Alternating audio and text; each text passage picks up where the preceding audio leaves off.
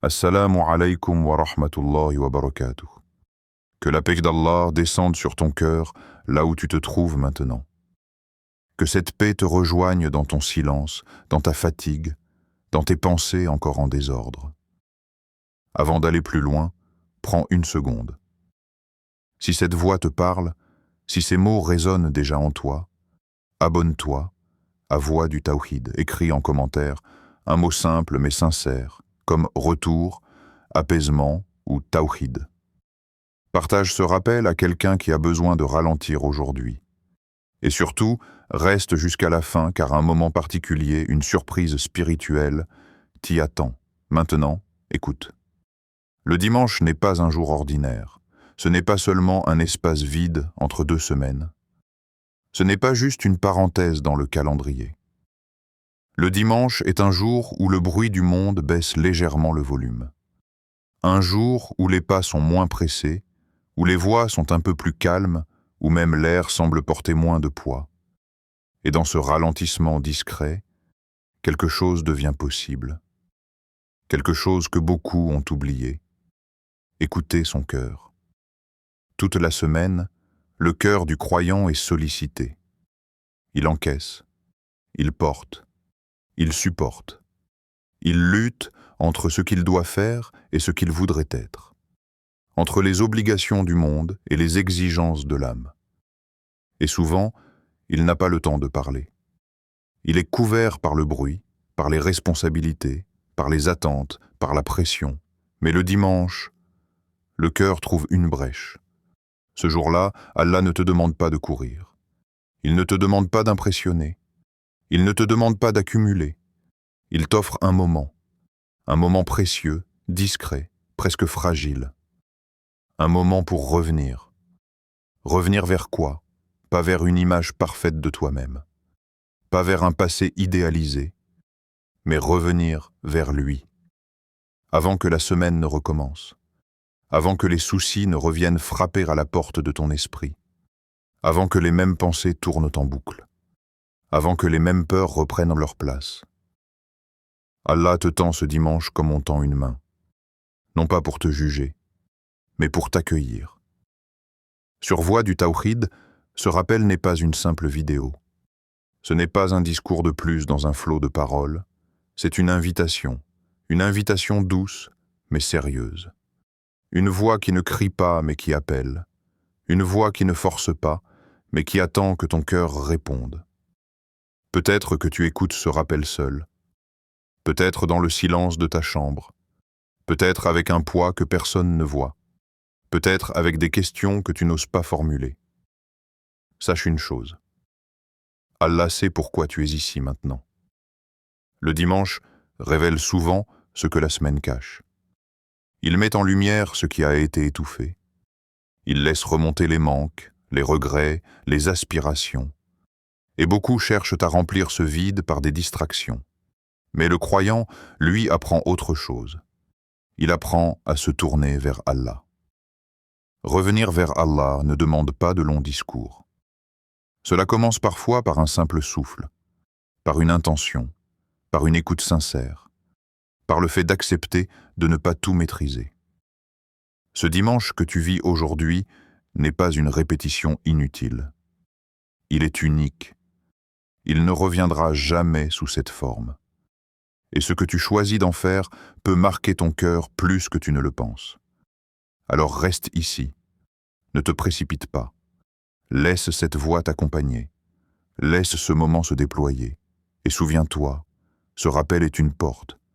Ce n'est pas encore la réponse, mais c'est le seuil.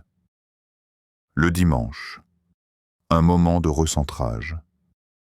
Le dimanche, beaucoup pensent au repos du corps, mais peu pensent au repos de l'âme. Et pourtant l'âme aussi se fatigue. Elle s'épuise silencieusement. Elle se charge de poids invisibles que personne ne remarque. Toute la semaine, le croyant avance, parfois mécaniquement, parfois avec effort, parfois avec une foi forte, parfois avec une foi fragile, mais il avance quand même. Et dans ce mouvement continu, le cœur n'a pas toujours l'occasion de s'arrêter pour respirer. Le dimanche arrive alors comme un espace différent, un temps qui ne ressemble pas aux autres, un moment où le rythme du monde ralentit suffisamment pour que le croyant puisse enfin s'entendre lui-même. Ce n'est pas simplement une pause sociale ou professionnelle, c'est un instant où Allah permet à l'âme de se poser, non pas pour fuir la réalité, mais pour la réorganiser autour de l'essentiel. Le croyant comprend, avec le temps, que le repos véritable ne se trouve pas dans le sommeil prolongé, ni dans la distraction excessive, ni même dans l'isolement total. Le vrai repos, la vraie paix, la vraie stabilité ne réside que dans le rappel d'Allah. Car c'est uniquement lorsque le cœur se reconnecte à son Créateur qu'il retrouve son axe naturel. Sans ce rappel, même les jours de repos deviennent lourds. Et avec ce rappel, même les jours difficiles deviennent supportables. Le dimanche offre précisément cette opportunité rare. Celle de revenir à l'intention première, celle qui motive chaque acte, chaque parole, chaque silence. Ce jour-là, le croyant n'est pas appelé à faire plus, mais à faire mieux. Il est invité à regarder en lui avec honnêteté, sans se juger durement, sans se flatter non plus. Il observe son cœur, il écoute ses pensées, il reconnaît ses manques, ses peurs, ses oublis, et dans cette reconnaissance sincère, il trouve déjà un apaisement. Le dimanche devient alors un miroir, non pas pour s'accuser, mais pour se réaligner. Remettre Allah au centre de sa vie ne signifie pas retirer le monde, mais lui redonner sa juste place, sans qu'il écrase l'âme, ni qu'il détourne le cœur. Purifier l'intention est un acte subtil, souvent négligé, pourtant fondamental. Le dimanche est idéal pour cela parce qu'il permet de ralentir suffisamment pour poser des questions essentielles. Pourquoi est-ce que je fais ce que je fais? Pour qui est-ce que je vis réellement? Qu'est-ce qui motive mes efforts, mes choix, mes sacrifices? Ces questions ne cherchent pas des réponses rapides, elles demandent de la sincérité. Et la sincérité, elle, a besoin de calme. Le tumulte de la semaine empêche souvent cette introspection profonde, alors que le dimanche ouvre une fenêtre intérieure où la vérité peut émerger sans être étouffée. Le croyant qui comprend la valeur spirituelle du dimanche ne le gaspille pas. Il ne le remplit pas de vide, il ne le noie pas dans l'excès, il ne le laisse pas passer comme un jour quelconque. Il en fait un point d'ancrage, un repère hebdomadaire, un rendez-vous avec Allah. Même un rappel court, même une invocation simple, même un moment de silence conscient peut transformer entièrement la tonalité de la semaine à venir. Ce jour devient alors un socle invisible sur lequel repose la force intérieure du croyant. Dans ce recentrage, il n'y a pas de performance à atteindre, pas d'objectif quantifiable, pas de regard extérieur à satisfaire. Il y a seulement un cœur face à son Seigneur. C'est dans cette intimité que naît la stabilité réelle, celle qui ne dépend pas des circonstances, celle qui ne s'effondre pas à la première épreuve. Le dimanche enseigne aux croyants que la vraie productivité de l'âme n'est pas dans l'agitation, mais dans l'alignement, et que remettre Allah au centre n'est pas un slogan, mais un acte intérieur répété, entretenu, renouvelé. Ainsi, le dimanche devient un point de retour, non pas parce que la foi disparaît les autres jours, mais parce qu'elle a besoin d'être nourrie consciemment. Le cœur humain oublie vite, se disperse facilement, s'attache rapidement à ce qui est secondaire. Allah, dans sa sagesse, offre aux croyants ces moments de ralentissement pour qu'ils se souviennent, pour qu'ils réajustent, pour qu'ils renforcent ce lien invisible mais vital qui le relie à lui. Et celui qui comprend cela transforme son dimanche en source, plutôt qu'en simple pause. Pourquoi invoquer par les noms d'Allah? Allah possède les plus beaux noms, et cette réalité n'est pas seulement une information théologique, c'est une porte immense ouverte devant le cœur du croyant. Chaque nom d'Allah est une clé, non pas symbolique, mais réelle, une clé qui ouvre une dimension précise de la relation entre le serviteur et son Seigneur. Lorsque le croyant invoque Allah par ses noms, Il ne prononce pas de simples mots, il active une reconnaissance profonde. Il appelle Allah tel qu'il s'est lui-même décrit, tel qu'il se manifeste dans la vie de ses serviteurs. Chaque nom ouvre une porte différente, car chaque nom révèle un attribut divin spécifique. Certains noms apaisent, d'autres protègent, d'autres réparent, d'autres élèvent, d'autres corrigent. Invoquer par les noms d'Allah, c'est apprendre à parler à Allah avec connaissance, avec conscience, avec profondeur. Ce n'est pas une récitation mécanique, c'est une conversation spirituelle, un appel ciblé, une demande alignée avec la sagesse divine. Quand tu invoques Allah par ses noms, tu ne parles jamais dans le vide.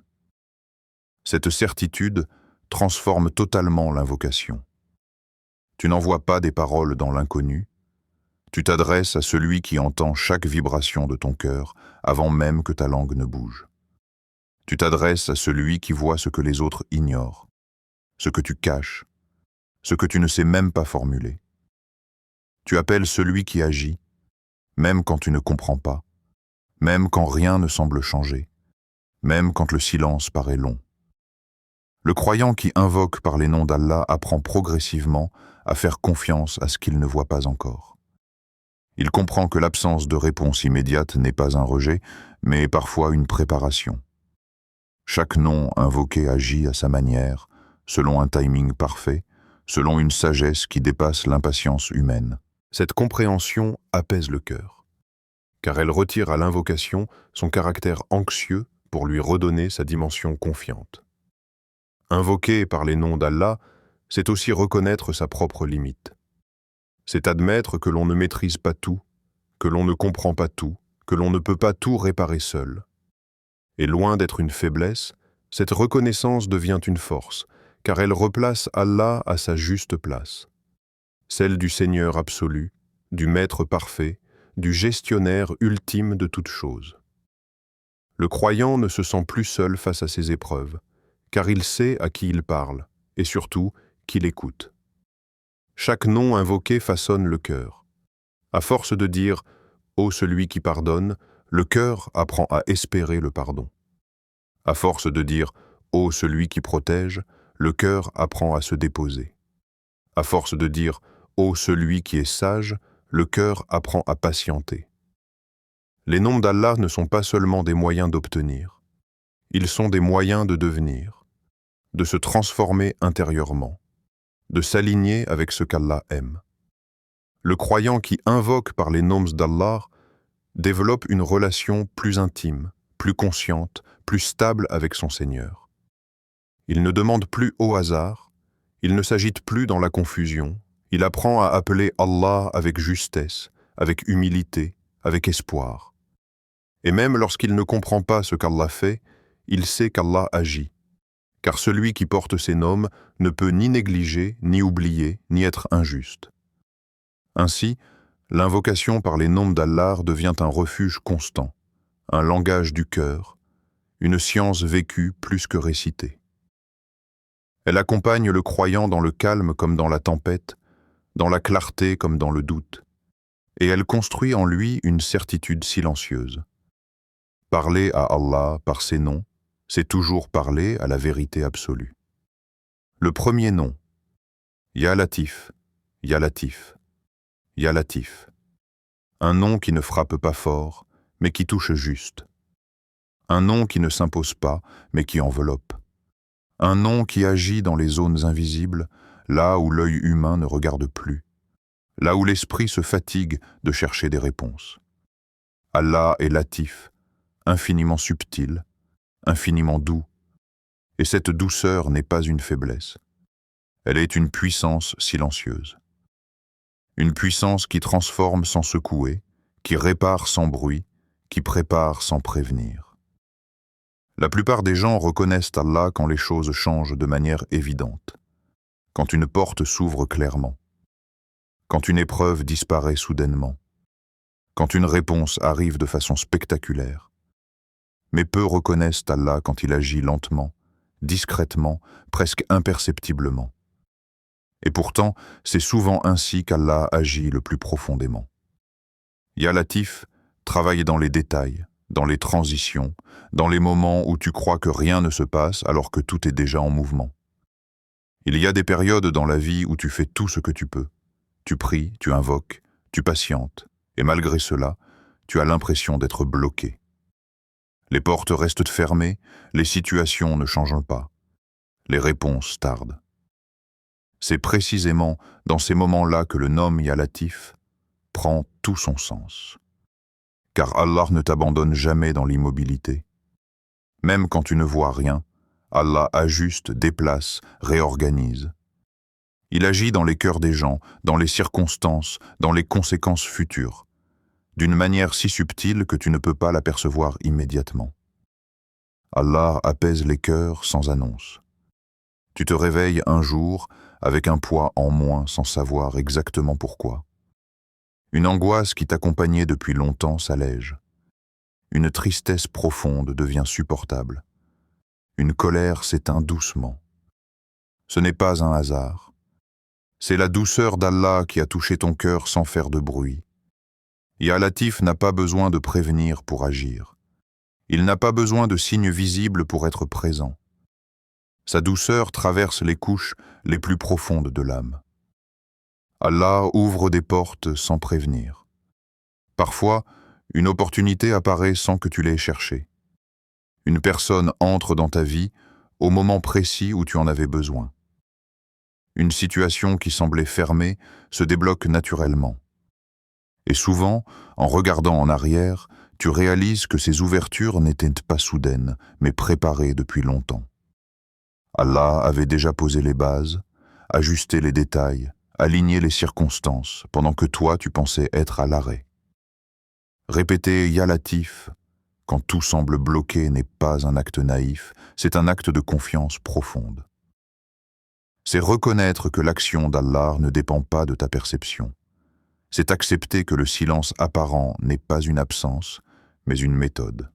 Allah est plus doux avec toi que tu ne l'imagines, et parfois, sa douceur consiste à te protéger d'un changement trop brutal, d'une réponse prématurée, d'une porte qui, si elle s'ouvrait trop tôt, te ferait plus de mal que de bien.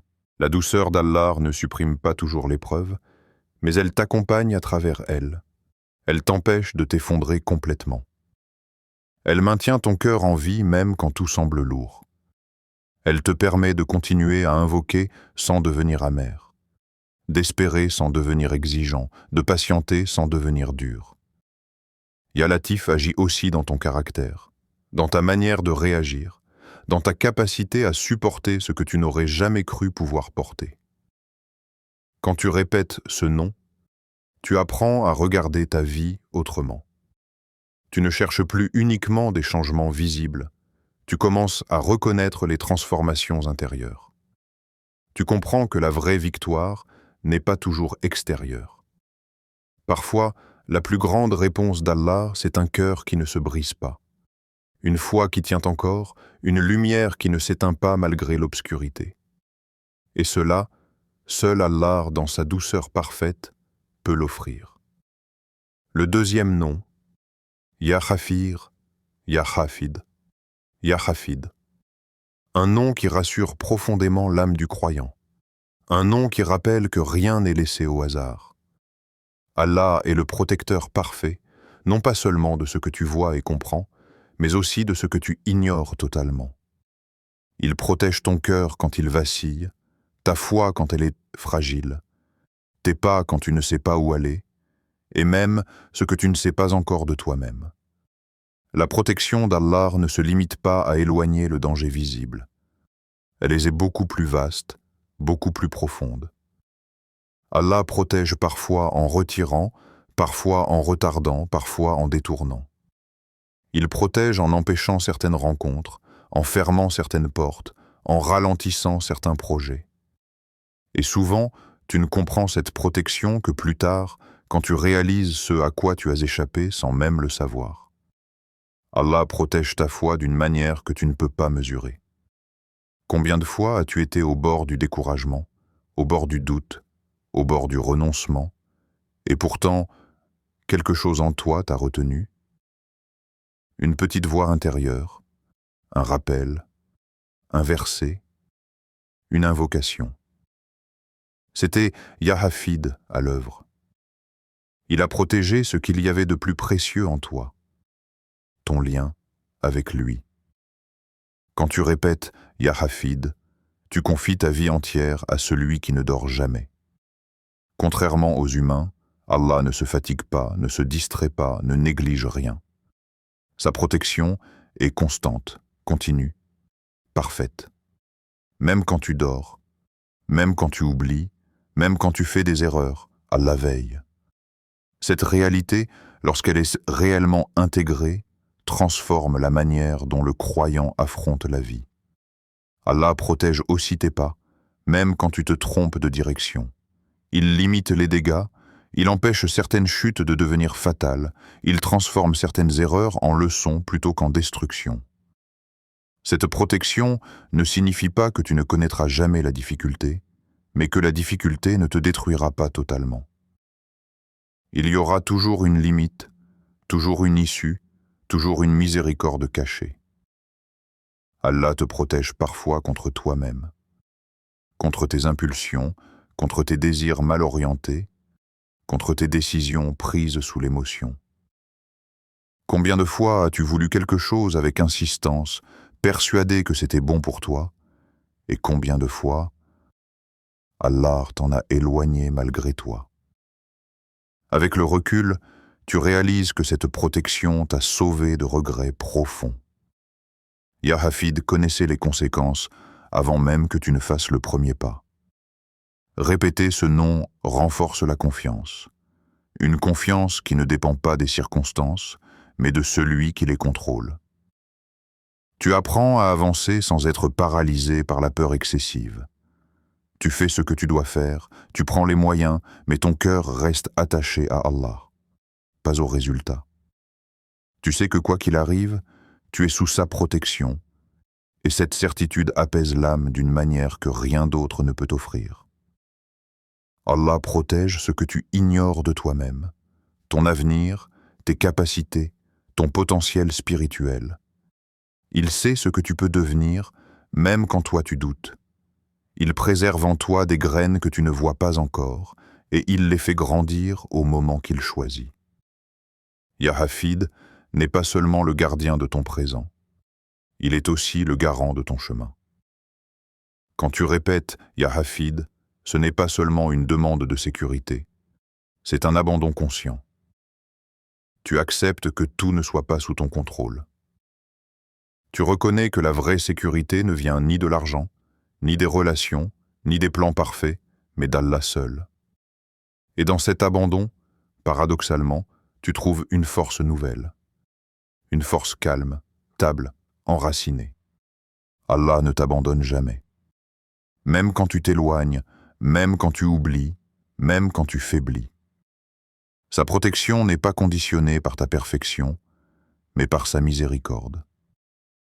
Et celui qui comprend réellement le nom Ya Hafid marche dans ce monde avec un cœur plus serein, non pas parce que la vie est facile, mais parce qu'il sait, qui veille sur lui à chaque. Comment répéter ces noms ce dimanche?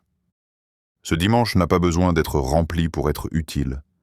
Il n'a pas besoin d'un programme chargé, ni d'une performance spirituelle impressionnante. Il a seulement besoin d'un cœur présent.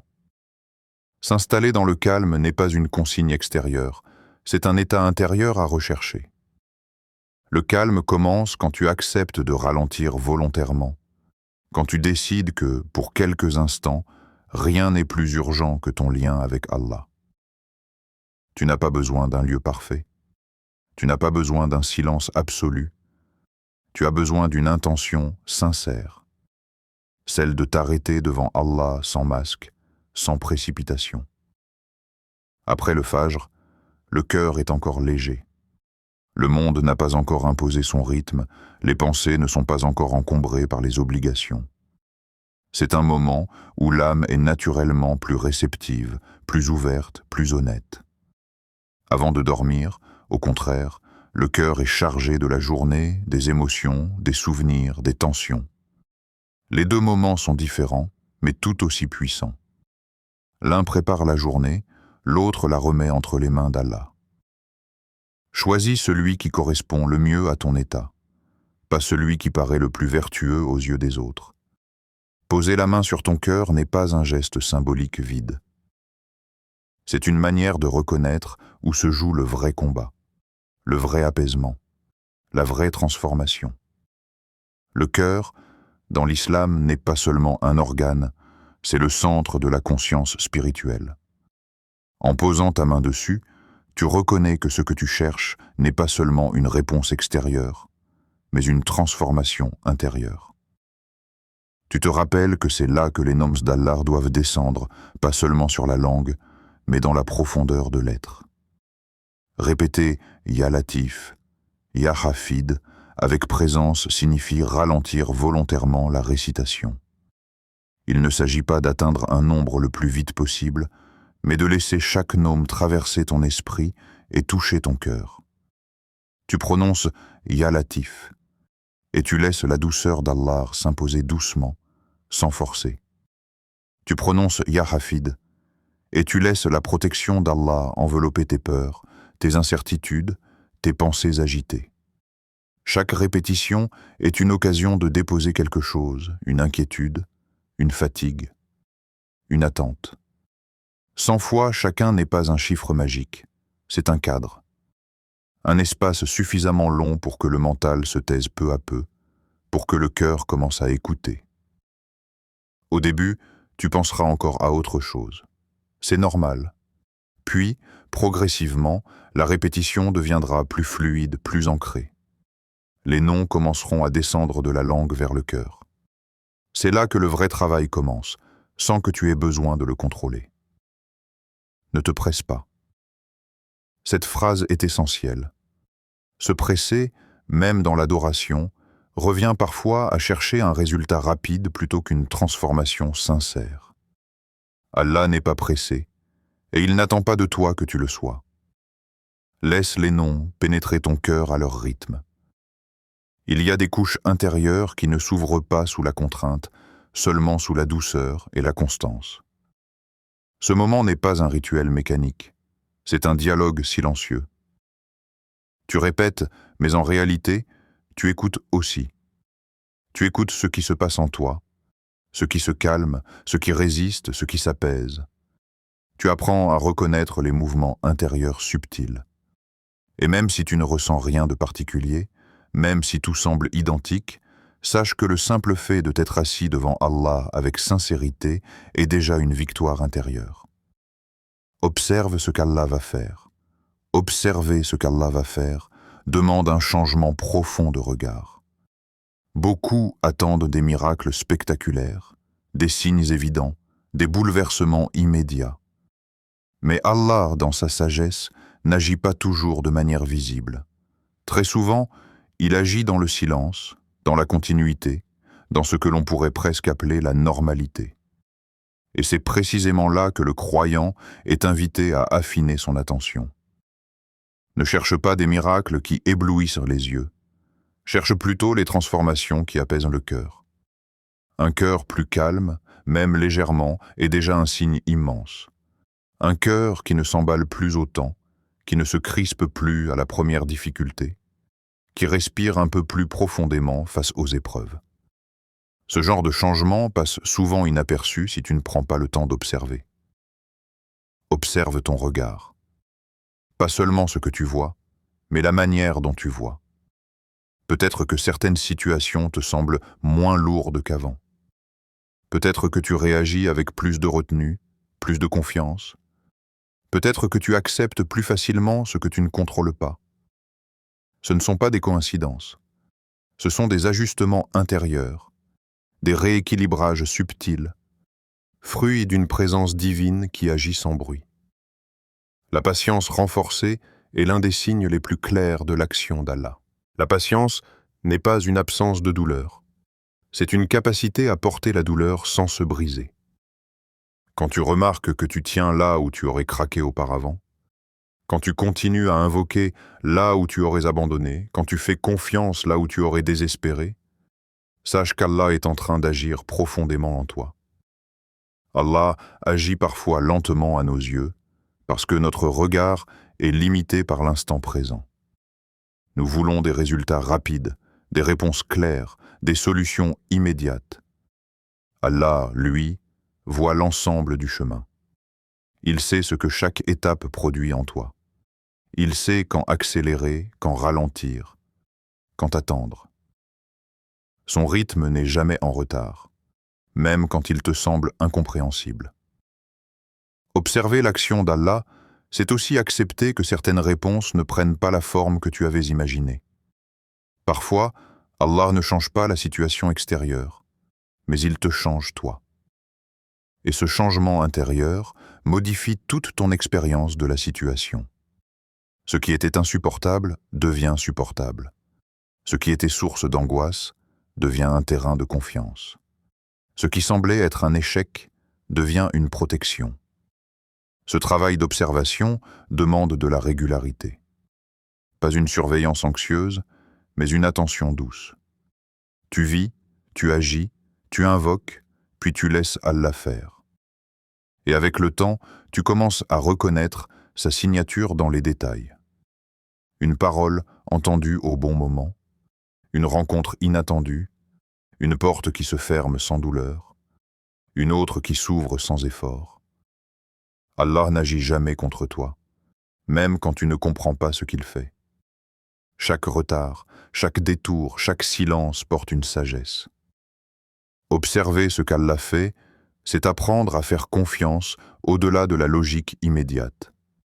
C'est accepter que la foi n'est pas seulement une demande, mais aussi une lecture attentive de la manière dont Allah te guide, pas à pas, souvent sans que tu t'en rendes compte. Et plus tu observes avec sincérité, plus tu réalises que l'action d'Allah n'a jamais cessé. Elle était là avant même que tu ne commences à invoquer. Elle t'a conduit jusqu'à ce moment précis, jusqu'à cette écoute, jusqu'à cette présence. Et elle continuera, avec une précision parfaite, bien au-delà de ce que tu peux imaginer. Le message du Tawhid, rappelle-toi. Avant les mots, avant les explications, avant même les émotions, rappelle-toi. Car le Tawhid commence toujours par un rappel, jamais par une nouveauté. Il ne vient pas ajouter quelque chose à ta vie, il vient enlever ce qui s'est accumulé autour de l'essentiel. Il ne complique pas, il simplifie. Il ne disperse pas, il rassemble. Un seul cœur. Ton cœur n'a pas été créé pour être partagé entre 1000 refuges. Il n'a pas été façonné pour courir d'une dépendance à une autre, d'une peur à une attente, d'une créature à une autre. Ton cœur a été créé pour Allah. Et chaque fois qu'il s'égare, chaque fois qu'il se fatigue, chaque fois qu'il se fracture intérieurement, c'est souvent parce qu'il a oublié cette vérité simple et exigeante à la fois. Un seul refuge. Le monde propose des sécurités temporaires, des appuis fragiles, des promesses conditionnelles. L'argent rassure un temps. Les relations consolent un moment. Le contrôle donne une illusion de stabilité. Mais tôt ou tard, tout ce qui n'est pas Allah montre ses limites. Le tawhid, ce n'est pas nier les causes, c'est refuser d'en faire des divinités. C'est utiliser le monde sans s'y accrocher, agir sans s'adorer soi-même, avancer sans oublier qui tient réellement les clés. Un seul Seigneur. Pas un Seigneur parmi d'autres influences, pas un Seigneur relégué à certains moments précis de la vie, pas un Seigneur consulté uniquement dans la détresse. Un Seigneur unique, absolu, constant. Celui à qui tout revient, celui par qui tout commence, celui vers qui tout se dirige. Le tawhid, c'est vivre avec cette conscience enracinée. Rien n'est au-dessus d'Allah. Rien n'est en dehors de sa volonté. Rien n'échappe à sa sagesse. Remettre Allah au centre ne signifie pas se retirer du monde, mais réorganiser sa vie autour d'un axe clair. Quand Allah est au centre, les priorités se réajustent naturellement. Ce qui devait t'écraser perd de son pouvoir. Ce qui te distrayait cesse de t'absorber. Ce qui te faisait peur devient supportable. Le tawhid libère parce qu'il retire aux créatures un poids qu'elles n'ont jamais été capables de porter. Celui d'être ton ultime refuge. sans intermédiaire. Le tawhid est direct. Il ne passe pas par des détours spirituels compliqués. Il n'a pas besoin de filtres artificiels. C'est un cœur qui parle à son Seigneur, sans barrière, sans mise en scène. Cette simplicité est exigeante, car elle te met face à Allah sans excuse, sans façade, sans rôle à jouer, mais c'est précisément là que réside sa puissance, sans distraction. Le tawhid demande de la présence. Pas une présence permanente et parfaite, mais une intention répétée de revenir. Chaque distraction reconnue est déjà un pas vers l'unicité. Chaque retour sincère est une victoire invisible. Le croyant ne prétend pas être toujours concentré, mais il refuse de normaliser l'oubli. Il revient encore et encore jusqu'à ce que le rappel devienne une seconde nature. Sans partage. Allah ne partage pas le cœur, non par jalousie, mais parce que le cœur ne survit pas au partage de l'adoration. Tout ce que tu mets au même niveau qu'Allah finit par t'épuiser. Le tawhid te protège de cette fatigue intérieure. Il t'apprend à aimer sans idolâtrer, à espérer sans t'attacher, à craindre sans désespérer. Le message du tawhid n'est pas dur, il est clair. Et cette clarté apaise profondément celui qui l'accepte. Elle met fin aux négociations intérieures interminables, aux compromis spirituels flous, aux contradictions silencieuses. Elle aligne, elle stabilise, elle ancre. Ô Allah, toi qui es plus proche de nous que notre propre souffle, toi qui connais nos cœurs mieux que nous-mêmes. Ya Latif, adoucis nos cœurs fatigués par les épreuves, par les attentes non comblées, par les silences que nous ne comprenons pas. Fais descendre ta douceur là où la dureté s'est installée, là où l'espoir s'est affaibli, là où la foi a vacillé sans disparaître. Ya Hafid, protège notre foi dans ce monde instable, protège-la des doutes subtils, des distractions envahissantes, des attachements qui nous éloignent de toi sans que nous nous en rendions compte. Protège nos cœurs quand ils sont seuls, protège nos pas quand nous hésitons, protège nos intentions quand elles se troublent. Ô Allah, rapproche-nous de toi sans détour, purifie nos intentions sans nous humilier, réforme nos cœurs sans les briser. Fais de ce dimanche un point de départ, non pas vers une perfection illusoire, mais vers une sincérité durable. Accorde-nous la paix intérieure, celle qui ne dépend pas des circonstances, celle qui ne s'effondre pas à la première épreuve. Accorde-nous la sincérité dans l'adoration, celle qui te cherche même quand personne ne regarde. Accorde-nous la lumière dans nos épreuves, pour voir ta sagesse là où nos yeux humains ne voient que l'attente. Amin. Ce rappel n'est pas qu'une vidéo. Ce n'est pas un contenu à consommer, ni un moment à faire passer. C'est une invitation. Une invitation à ralentir dans un monde pressé, à écouter dans un monde bruyant, à revenir vers Allah dans un monde qui détourne. Si quelque chose en toi s'est apaisé, même légèrement, si une phrase a résonné, si un silence t'a touché, alors ce rappel a déjà accompli une partie de sa mission. Si ce rappel a touché ton cœur, ne le garde pas pour toi.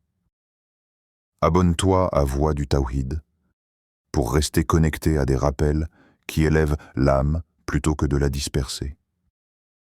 Partage cette vidéo à quelqu'un qui a besoin de ralentir, qui a besoin de se rappeler, qui a besoin de revenir. Écris « Amin » en commentaire, non pas comme un simple mot, mais comme une intention vivante. Active la cloche et choisis consciemment une voix qui rapproche d'Allah, plutôt qu'un bruit qui éloigne. Oh, en vérité, c'est par le rappel d'Allah que les cœurs s'apaisent. Coran 13:28.